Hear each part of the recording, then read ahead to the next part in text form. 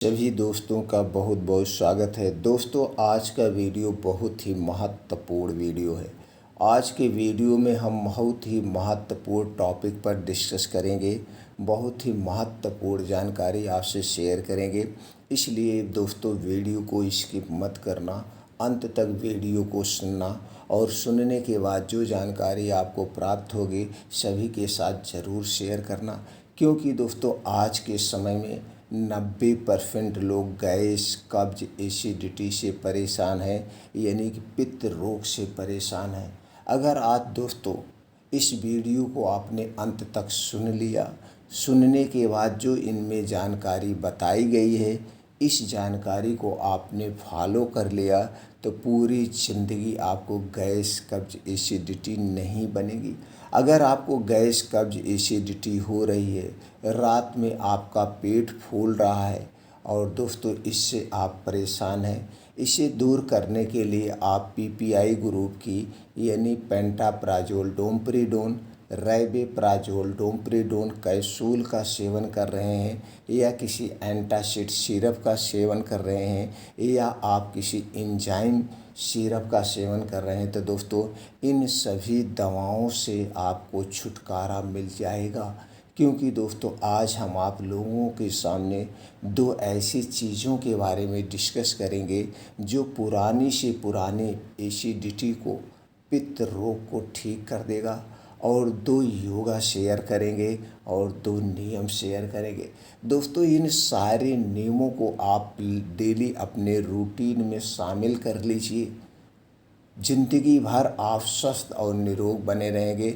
और दोस्तों, जब हमारे शरीर में गैस, कब्ज, एसिडिटी नहीं होती है तो जो कुछ भी हम खाते पीते हैं वो सही से हमारे शरीर में लगता है, यानी उसके सारे पोषक तत्व हमें प्राप्त होते हैं और हम हमेशा स्वस्थ और निरोग रहते हैं।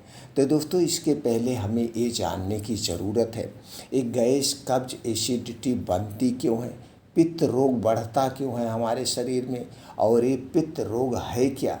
दोस्तों, इसके बारे में थोड़ा सा डिस्कस करते हैं। कुछ लोग नए हमारे भाई बंधु जुड़ते हैं, उन्हें नहीं पता होता, इसलिए दोस्तों थोड़ी सी वीडियो लंबी हो सकती है, लेकिन हाँ, लंबी जो भी होगी वो जानकारी ही आपको प्राप्त होगी। तो सबसे पहले दोस्तों हम पित्त रोग क्या है ये जानते हैं।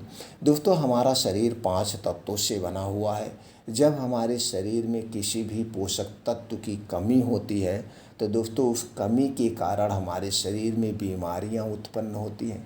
तो हमें ऐसे डाइट का सेवन करना चाहिए जिसमें सभी प्रकार के प्रोटीन्स और विटामिन्स पाए जाते हों। जैसे मान लीजिए हमारे शरीर में कैल्शियम और विटामिन डी की कमी हो गई, तो कैल्शियम और विटामिन डी की कमी के कारण हमारे शरीर में, जोड़ों में, हड्डियों में दर्द होने लगता है। तो हम क्या करते हैं, हम डॉक्टर के पास जाते हैं। डॉक्टर हमें कैल्शियम और विटामिन डी का टैबलेट या सप्लीमेंट्री देता है, हम उसे खाते हैं और दर्द बंद हो जाता है, हमारे शरीर का विकास फिर शुरू हो जाता है। वहीं दूसरी तरफ दोस्तों हमारे शरीर में 3 दोष पाए जाते हैं, वात दोष, पित्त दोष और कफ दोष। दोस्तों, जब हमारे शरीर का वात दोष बढ़ता है तो 50 से 60% बीमारियां होती हैं। हमारे शरीर का पित्त दोष बढ़ता है तो 15 से 20% बीमारी होती हैं। और हमारे शरीर का जब कफ दोष बढ़ता है तो 5 से 10% बीमारी होती है। यानी कि 100% हमारा शरीर, जब हमारे शरीर का दोष बढ़ते हैं तभी होते हैं। तो दोस्तों हमें क्या चाहिए, हमें ये चाहिए कि हम अपने शरीर के सारे दोष को बैलेंस करके रखें। अब इसके लिए बैलेंस करने के लिए आपको क्या करना पड़ेगा दोस्तों, पित्त दोष को बढ़ाने वाली जो चीज़ें हैं उनका सेवन मत करिए। आप पित्त दोष को बढ़ाने वाली चीज़ों का सेवन नहीं करेंगे तो आप कभी बीमार नहीं पड़ेंगे। अब आपके मन में एक विचार भी आया होगा, ये पित्त दोष पाया ही क्यों जाता है। दोस्तों, अगर पित्त दोष हमारे शरीर में नहीं पाया जाता है तो हम 1 मिनट भी जिंदा नहीं रहेंगे। ये पित्त दोष है क्या, ये पित्त एक एसिडिटी है, एक एंजाइम है, एक पाचक रस है जो हमारे खाने को पचाता है, जो हमारे खाने को गलाता है। अगर ये नहीं पाया जाएगा तो जो कुछ हम जैसे खा रहे हैं वैसे लैट्रिन के रास्ते से निकल जाएगा, हम 1 मिनट जिंदा नहीं रहेंगे। बस आपको इतना ही करना है, इसे मैनेज करके रखना है, इसे बढ़ने मत दीजिए। आपको पूरी ज़िंदगी गैस कब्ज एसिडिटी नहीं होगी। और जब आपका पाचन तंत्र स्ट्रांग रहेगा तो दोस्तों आप कभी बीमार नहीं पड़ेंगे और दोस्तों हर एक बीमारियों से दूर रहेंगे। तो चलिए सबसे पहले हम ये जान लेते हैं कि इसे बढ़ाने वाली कौन सी चीज़ें हैं, ये किस कारण से बढ़ती है। आयुर्वेद हमेशा यही कहता है, हमारा आयुर्वेद हमेशा यही कहता है कि पहले जो बीमारी आपको हुई है उसके होने के कारण को खोजिए और उस कारण को हटा दीजिए, निवारण की ज़रूरत नहीं पड़ेगी। जैसे दोस्तों आप किसी मित्र के यहाँ जा रहे हैं, किसी रिश्तेदारी में जा रहे हैं, तो वहाँ जाने का कोई रीज़न है, या तो हाल चाल लेने जा रहे हैं या तो वहाँ पे शादी फंक्शन कुछ है इसलिए जा रहे हैं, बाकी और आप कहीं नहीं जाते। तो उसके लिए आपको क्या करना पड़ेगा, आप प्रॉपर तैयार होंगे, गाड़ी का साधन के माध्यम से आप जाएंगे तो वहाँ पे एक कारण निकल के आया। उसी तरह से जब आपके शरीर का वात पित्त कफ बढ़ता है तो उसके पीछे का कारण है, यानी कि आपने कुछ उल्टा सीधा खाया है। तो चलिए दोस्तों हम ये जानते हैं गैस एसिडिटी को बढ़ाने वाली यानी कि पित्त रोग को बढ़ाने वाली कौन सी चीज़ें हैं, उसे हमें ना खाएं। फिर हम जानेंगे दोस्तों क्या हमें खाना चाहिए, फिर योगा जानेंगे, प्राणायाम जानेंगे, एक एक पॉइंट पे चर्चा करते हैं। दोस्तों ये बाहर के जितने भी डिब्बा बंद पैकेट बंद जंक फूड फास्ट फूड तली भुनी चीज़ें, सारी चीज़ें हमारे शरीर में वात पित्त कफ को बढ़ाती हैं। अब ये चीज़ें बनती किससे है, चीनी से बनती है, मैदे से बनती है, रिफाइन या डबल रिफाइन डालडा या पामोलिन में छाना जाता है, जो तीनों चारों चीज़ें सबसे खतरनाक।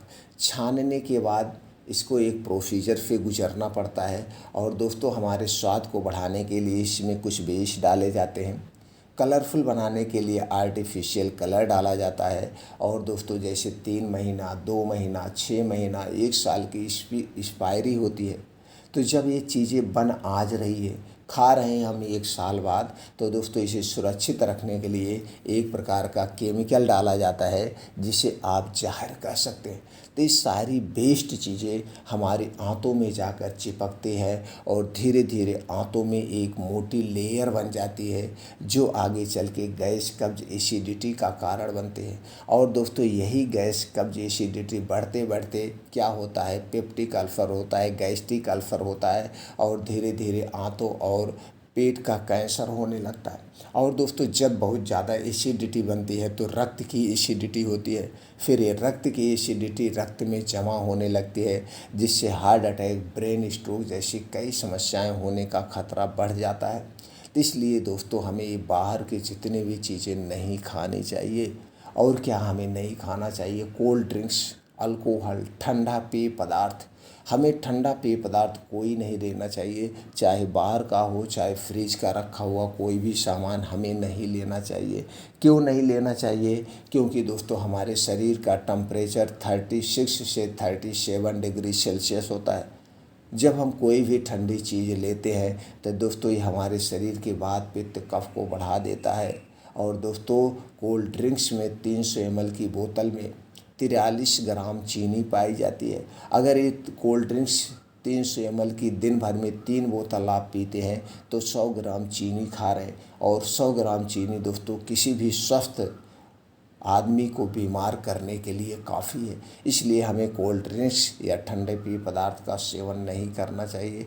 अगली चीज़ें हमें क्या नहीं लेना चाहिए दोस्तों, धूम्रपान, शराब, अल्कोहल का सेवन हमें नहीं करना चाहिए। दोस्तों हमें कभी भी शराब का सेवन नहीं करना चाहिए।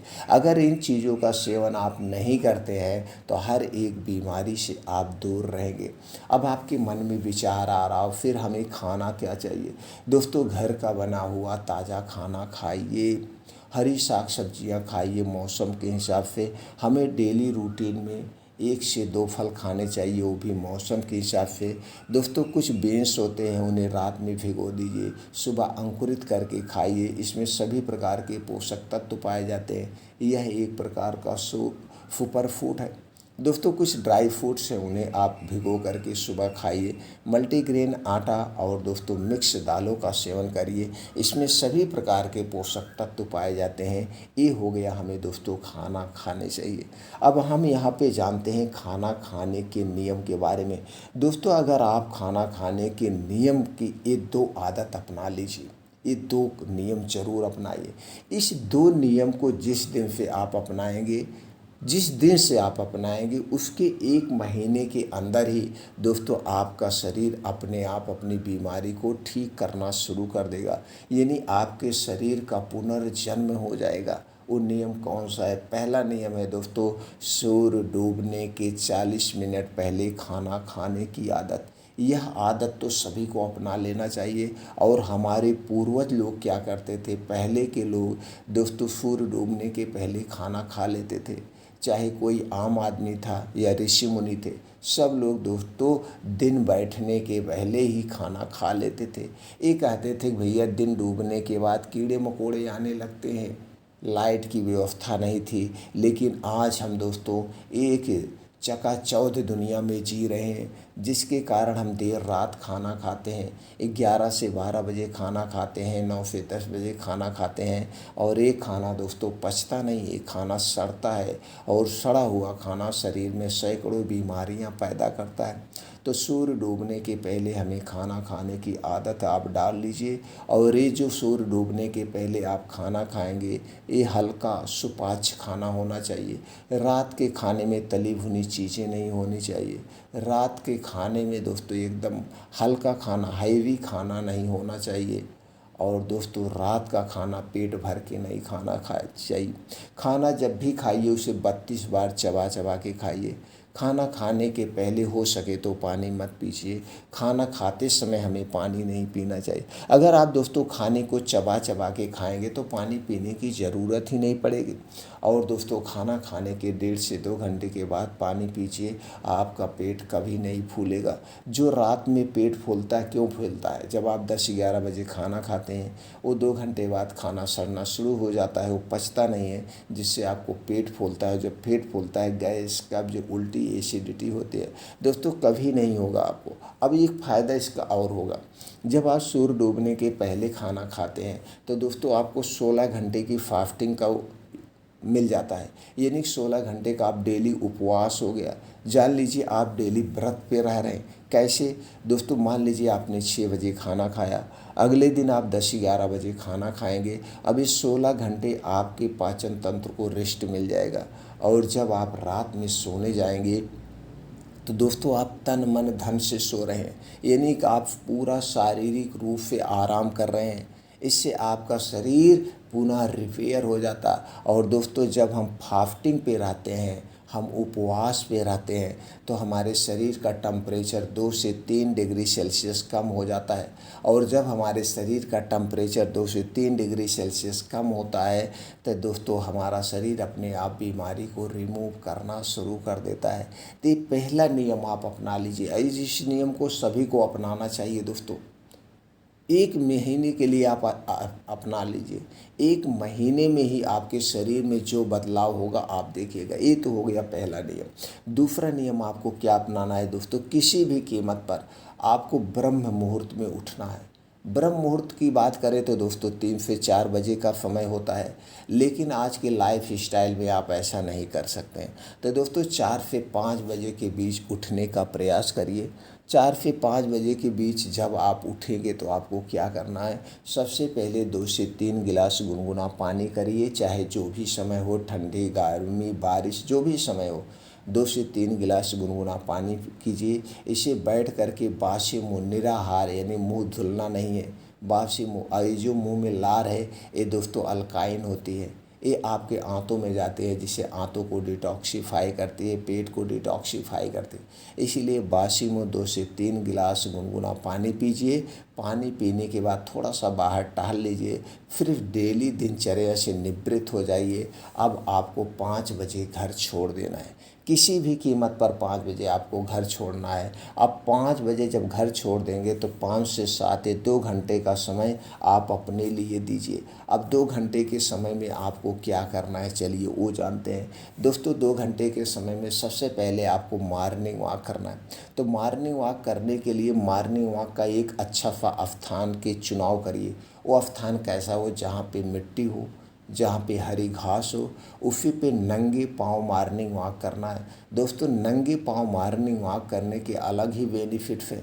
अलग ही अगर उसके बेनिफिट की बात करें तो दोस्तों वीडियो बहुत लंबी हो जाएगी। जान लीजिए आपको फ़ायदे ही फ़ायदे हैं। तो दोस्तों आपका स्थान का चुनाव हो गया। तो चलिए दोस्तों, मॉर्निंग वॉक कितनी गति से करना है तभी आपको फ़ायदा मिलेगा। आप निकलिए बाहर, देखिए बहुत सारे लोग मॉर्निंग वॉक करने निकलते हैं, पूरा झुंड बना के मॉर्निंग वॉक करते हैं, पूरा दिन भर की राजनीति की बात करते हैं, ऑफिस की बात करते हैं, पड़ोसी की बात करते हैं। दोस्तों जब आप ऐसे मॉर्निंग वॉक करते हैं तो इसका कोई मतलब नहीं होता है। ये आप सिर्फ टहलने आए हैं, मौज मस्ती करने आए हैं, इसके आपको बेनिफिट्स नहीं मिलेंगे। तो चलिए जानते हैं मॉर्निंग वॉक की गति क्या होनी चाहिए। दोस्तों मॉर्निंग वॉक जब भी आप करना तो गति होगी 1 सेकंड में 1 कदम, 1 सेकंड में 1 कदम, 1 मिनट में 60 से 70 कदम होना चाहिए। 2 कदमों के बीच की डिस्टेंस जो होगा दोस्तों 1 मीटर का होगा। इस हिसाब से आपको 5 से 6 किलोमीटर का मॉर्निंग वॉक करना है। दोस्तों जब आप इस हिसाब से मॉर्निंग वॉक करेंगे, इतने तेज़ गति से मॉर्निंग वॉक करेंगे, तो दोस्तों आप जैसे 26 जनवरी 15 अगस्त को आर्मी के जवान परेड निकालते समय करते, उसी तरह से आपका हाथ पैर चलेगा।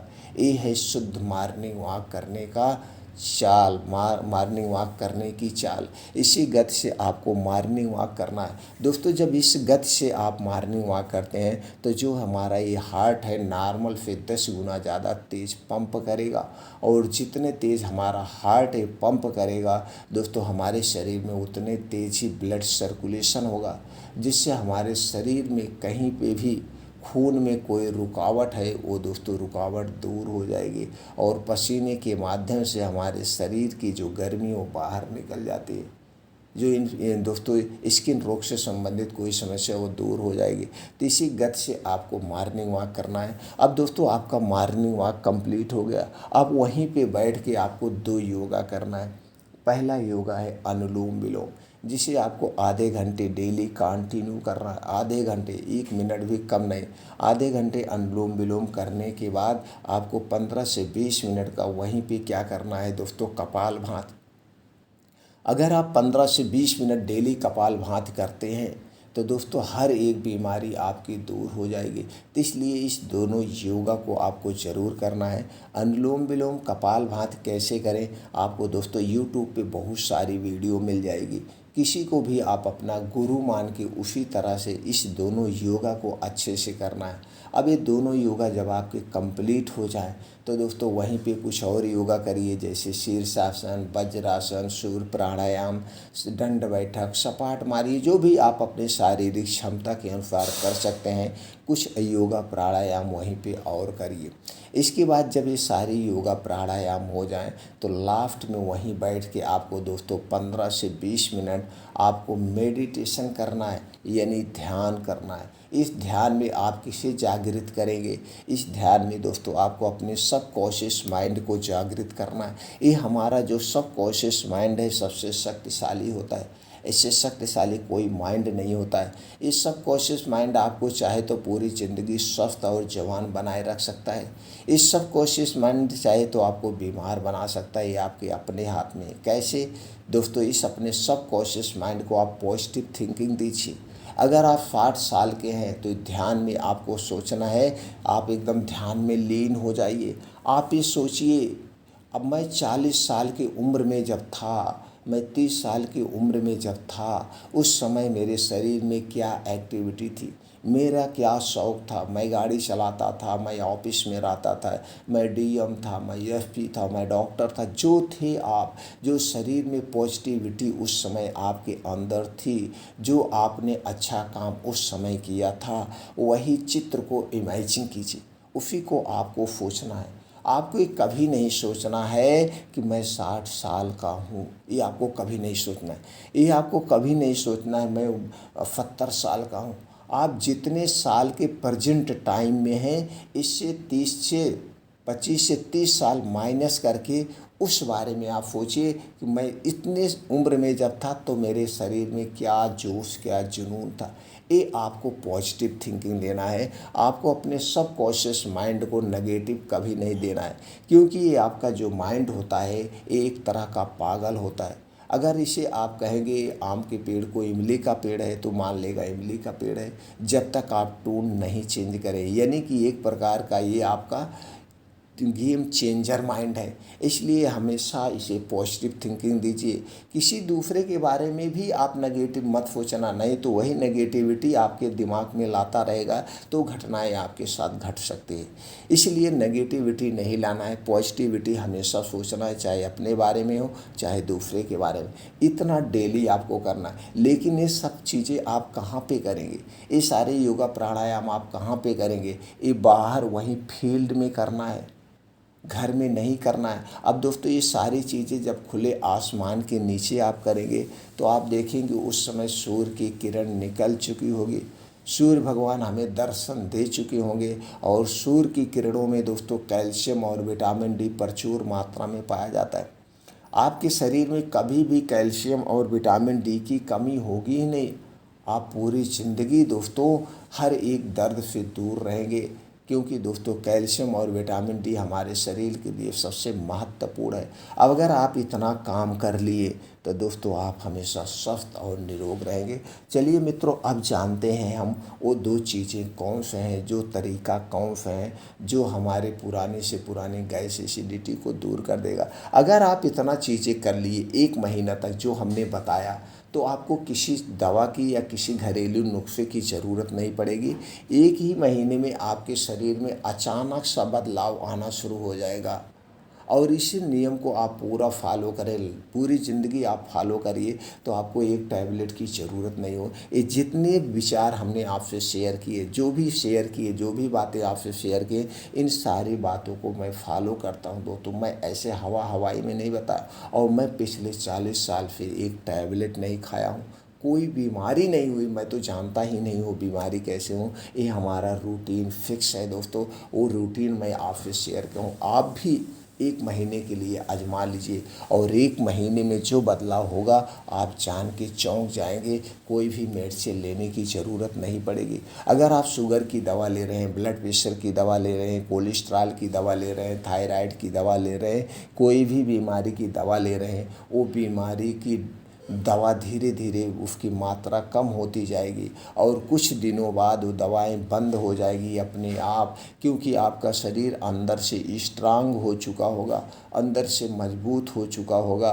अब आपको दवा की ज़रूरत नहीं पड़ेगी, क्योंकि दोस्तों हमारे शरीर में ऐसे ऐसे हार्मोन्स पाए जाते हैं जो अपनी बीमारी को खुद रिमूव कर सकते हैं, अपनी बीमारी को खुद नष्ट कर सकते हैं। अभी हो गया तो चलिए दोस्तों कुछ नुस्खे जानते हैं। अगर आप बहुत ज़्यादा गैस कब्ज एसिडिटी से परेशान हैं तो यह प्योर नेचुरल नुस्खा है, इसे आप आजमा लीजिए। हमेशा हमेशा के लिए गैस एसिडिटी से छुटकारा मिल जाएगा। तो दोस्तों इस नुस्खा को बनाने के लिए आपको क्या चाहिए? आपको मित्रों चाहिए जीरा। आपको जीरा आधा चम्मच, अजवाइन आधा चम्मच, धनिया आधा चम्मच, ये तीनों आधा आधा चम्मच आपको लेना है। जीरा, अजवाइन और धनिया ये मिला के कितना हो गया? 1.5 चम्मच हो गया। इस 1.5 चम्मच को किसी मिट्टी के बर्तन में, मिट्टी के बर्तन लेना, कोई और बर्तन नहीं लेना दोस्तों। मिट्टी के बर्तन में क्यों भिगोना चाहिए ये बता देते हैं दोस्तों। जब आप किसी चीज़ को मिट्टी के बर्तन में भिगोते हैं तो जो उसके विषैले पदार्थ हैं, जो उसकी गर्मी है, ये मिट्टी अपनी तरफ सोख लेती है, उसे रोगाणुरोधी बना देती है, यानी कि उसे डिटॉक्सिफाई कर देती है। इसलिए हमें जब भी कोई चीज़ भिगो के खाना हो तो हमें मिट्टी के बर्तन में ही भिगोना चाहिए, और इस मिट्टी के बर्तन को हमें साल भर में चेंज करते रहना चाहिए। ये नहीं कि एक बार हम मिट्टी का बर्तन ले लिए उसमें पूरी ज़िंदगी भिगोते रहें, नहीं, साल भर में हमें चेंज करते रहना चाहिए। तो दोस्तों इसे मिट्टी के बर्तन में भिगोना है। जीरा आधा चम्मच, अजवाइन आधा चम्मच, धनिया आधा चम्मच। अब दोस्तों इसे रात को बढ़िया से धुल करके आधा कप पानी में इसे मिट्टी के बर्तन में भिगो दीजिए। आधा कप, 1 कप जो पानी आप पी सकते हैं उतने पानी में आप इसे भिगो दीजिए। अब सुबह जब आप योगा प्राणायाम मेडिटेशन करके आएंगे तो दोस्तों इसी पानी को आपको पीना है। इसी पानी को ऐसे आप पी सकते हैं। नहीं तो दोस्तों अगर ठंडी का समय है तो ये पानी ठंडा हो जाएगा, नहीं पी पाएंगे, तो इसे हल्का सा आप गुनगुना कर लीजिए, हल्का सा गुनगुना करके पी लीजिए।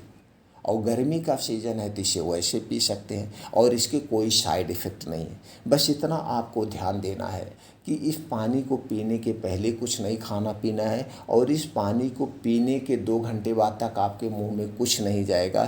चाय, पानी, बिस्कुट आपको कुछ नहीं ध्यान देना है, कुछ नहीं लेना। अब इस पानी को जब आप पिएंगे, जीरा, अजवाइन, धनिए के पानी को, तो दोस्तों इससे गैस, कब्ज, एसिडिटी दूर होगी। आपको खुल के भूख लगेगी। आपको थायराइड की समस्या वो भी ठीक होने लगेगा। कोलेस्ट्रॉल बढ़ा उसे भी कंट्रोल करेगा। ब्लड प्रेशर को कंट्रोल करेगा। ब्लड शुगर को कंट्रोल करेगा और आपके शरीर को स्वस्थ और निरोग बना देगा। पाचन तंत्र से संबंधित, आंतों से संबंधित जितनी बीमारी हैं वो सारी दूर हो जाएंगी। और यह दोस्तों पानी जो है, यह पानी आपके आंतों को, किडनी को डिटॉक्सिफाई कर देगा, यानी कि साफ़ सफाई करने का सबसे बेस्ट तरीका है और इसका कोई साइड इफ़ेक्ट नहीं है। ये तो पहला उपाय आप कर सकते हैं सुबह के समय। अब रात में क्या करना है, इस नुस्खे को सुबह करना है और रात में क्या करना है, रात में दोस्तों लेना है गाय का दूध। इसमें गाय का दूध ही चाहिए, कोई और दूध नहीं लेना है। अगर देसी गाय का दूध मिल गया तो दोस्तों अति उत्तम है, जान लीजिए वो अमृत के समान है। देसी गाय का दूध लेना है 1 गिलास। अब उस दूध को आपको क्या करना है, गर्म करना है। दोस्तों उस दूध को गर्म करके जब आप गैस पर से उतारेंगे और उस दूध पीने लायक हो जाए, यानी गुनगुना जब ही रहे, इसे पीने जाइए, तो इसी में मिलाना है आपको त्रिफला चूर्ण 1 चम्मच। त्रिफला चूर्ण दोस्तों हर्रा बहरा और आंवले से बना होता है। ये किसी भी कंपनी का आप खरीद सकते हैं। इसे दोस्तों 1 चम्मच मिलाना है उसी दूध में और उसी दूध में आपको मिलाना अश्वगंधा का चूर्ण। अश्वगंधा का चूर्ण, ये अश्वगंधा चूर्ण दोस्तों आयुर्वेद की सबसे शक्तिशाली औषधि है। तो अश्वगंधा चूर्ण मिलाना है आधा चम्मच। उसी दूध में 1 चम्मच त्रिफला चूर्ण, आधा चम्मच अश्वगंधा चूर्ण, यानी 1.5 चम्मच हो गया। अब इसी दूध में इसे आप मिला लीजिए। अब इसी दूध को आपको रात में पीना है। कब पीना है, रात में खाना खाने के 1 घंटे के बाद पीना है। और दूध पीने के बाद कुछ भी खाना पीना नहीं है। दूध पीने के 1 घंटे के बाद ही सोने जाना है, तुरंत सोने आपको नहीं जाना है। दूध पीने के 1 घंटे के बाद सोने जाना।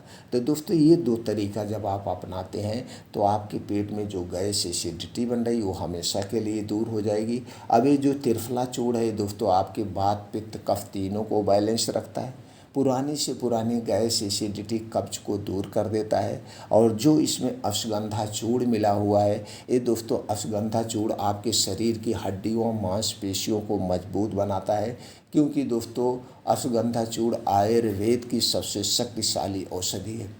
आयुर्वेद की सबसे शक्तिशाली औषधि है। इसलिए दोस्तों अश्वगंधा नर्वस से संबंधित कोई बीमारी उसे भी दूर कर देता है और शरीर को मजबूत बनाने का, स्टेमिना पावर बढ़ाने के सबसे अच्छी औषधि है। और दूध तो दोस्तों सुपर फूड है ये, उसमें प्रोटीन, विटामिन, कैल्शियम यानी सभी तरह के पोषक तत्व पाए जाते हैं। तो दोस्तों ये 2 तरीका अपना करके आप पुरानी से पुरानी गैस, कब्ज, एसिडिटी को हमेशा के लिए बाय बाय कर सकते हैं, उससे छुटकारा पा सकते हैं। आपको कभी गैस, कब्ज, एसिडिटी होगी ही नहीं। दोस्तों ये जानकारी ज़्यादा से ज़्यादा लोगों तक शेयर करिए। अगर हमारी जानकारी से आप संतुष्ट हैं तो वीडियो को लाइक करके कमेंट सेक्शन में ओके, थैंक्स, नमो बुद्धाय कुछ भी लिखकर आप हमें उत्साहित कर सकते हैं, हमें खुशियाँ दे सकते हैं। मित्रों फिर मिलते हैं अगले वीडियो में।